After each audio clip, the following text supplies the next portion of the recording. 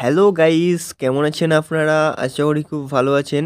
আমি ফারজান আর আপনারা দেখছেন মিস্টার ফারজান অফিসিয়াল। এর আগের ভ্লগে আপনারা দেখেছিলেন যে আমরা কিভাবে টোটোপাড়া গেছিলাম এবং সেখানকার ভিউগুলি দেখিয়েছিলাম, পাহাড় পর্বত এছাড়াও যেসব দেখানোর ছিল সব দেখিয়েছিলাম। তো আজকে আমরা আর কি সেই ব্লগটা দেখাচ্ছি যে ভ্লগে আমরা আর কি টোটোপাড়া থেকে আসতেছিলাম। তো আস্তে আস্তে রাত হয়ে গেছিলো, আপনারা দেখতে পাচ্ছেন অন্ধকার রাস্তা। তো আমরা স্কুটি নিয়ে জিজুর সাথে আসছিলাম, আমি চালাচ্ছিলাম, জিজু পিছনে ক্যামেরা ধরেছিল। তো দেখতে পাচ্ছেন ভিউটা কিন্তু ব্যাপক লাগছে। রাস্তার দুধারে জঙ্গল, সবুজ জঙ্গল, আর রাস্তাটা একদম হোয়াইট লাইন দিয়ে সুন্দরভাবে মানে ভিউটাকে আরও বর্ধিত করেছে।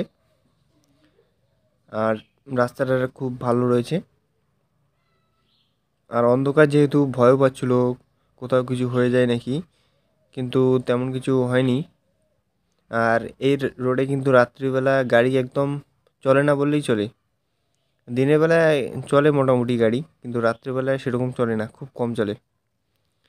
তো দেখতে পাচ্ছেন এই যে এটা হচ্ছে বারোহালিয়া বাজার। এখানে আপনারা চাইলে একটা ব্রেক নিতে পারেন, এখানে মোমোস, চাউমিন এসব পাওয়া যায়। এই যে স্টলগুলো রয়েছে এদিকে। তো মাঝে মধ্যে রাস্তায় বালি পড়ে গেছে, কারণ হচ্ছে যেহেতু পাহাড়ি এরিয়া, এক সাইডে উঁচু এক সাইডে নিচু এরকম থাকে অনেক সময়। তো যখন বৃষ্টি হয় তখন আর কি উঁচু এরিয়া থেকে এরকম বালি নেমে আসে, তো সেই জন্য এরকম হয়। আর এখানে অনেক বাড়িঘরও দেখা যাচ্ছে মাঝে মধ্যে, এই যে স্ট্রিট লাইটও রয়েছে মাঝে মধ্যে। আর এইসব এলাকায় কিন্তু জনসংখ্যা একদম কম, খুব কম।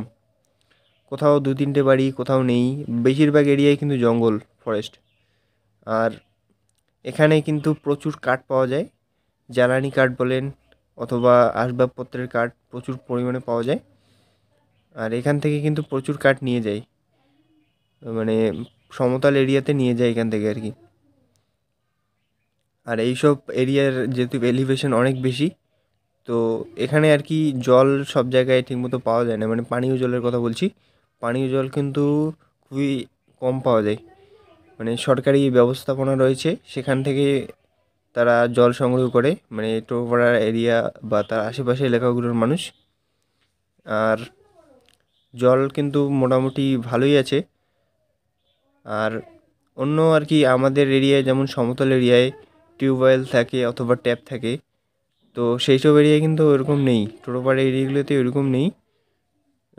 সরকারিভাবে যে জলের ব্যবস্থাপনা সেগুলো দিয়ে আর কি তারা প্রয়োজন মেটায়। এছাড়াও মাঝে মধ্যে দেখলাম সেখানে ঝর্ণাও রয়েছে। আর এলিভেশন অনেক উঁচু হওয়ার কারণে তাদের আর কি দৈনন্দিন জীবনে যে প্রয়োজনগুলো রয়েছে বা যে জিনিসপত্রগুলো দরকার সব কিন্তু পাওয়া যায় না। সেজন্য তারা জামতলা অথবা মাদারিহাট এরিয়ায় চলে আসে।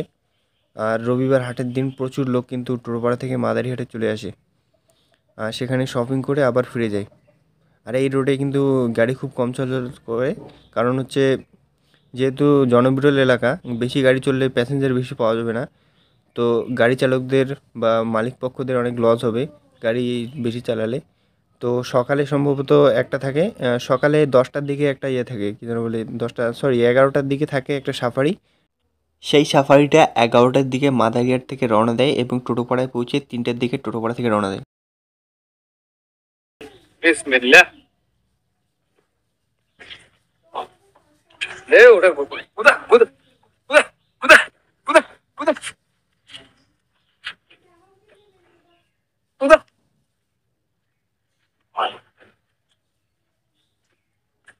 ও বাবা এন্ডকে তো আছে আর মারছে রে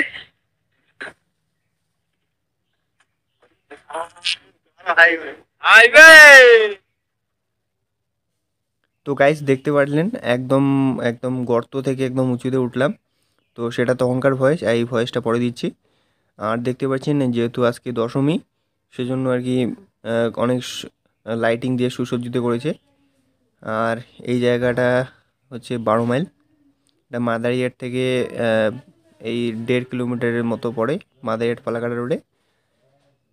তো দেখতে পাচ্ছেন অনেক সুন্দরভাবে লাইটিং করানো রয়েছে।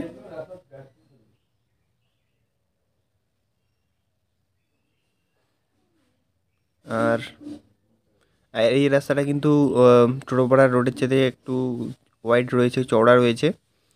আর টোটোপাড়ায় মনে করেন একসাথে দুটো গাড়ি যদি যায় তাহলে কিন্তু পারাপার করতে পারে না, মানে সেম স্পিডে পারাপার করতে পারে না, তাদের একটু স্লো করতে লাগে অথবা সাইড করতে লাগে।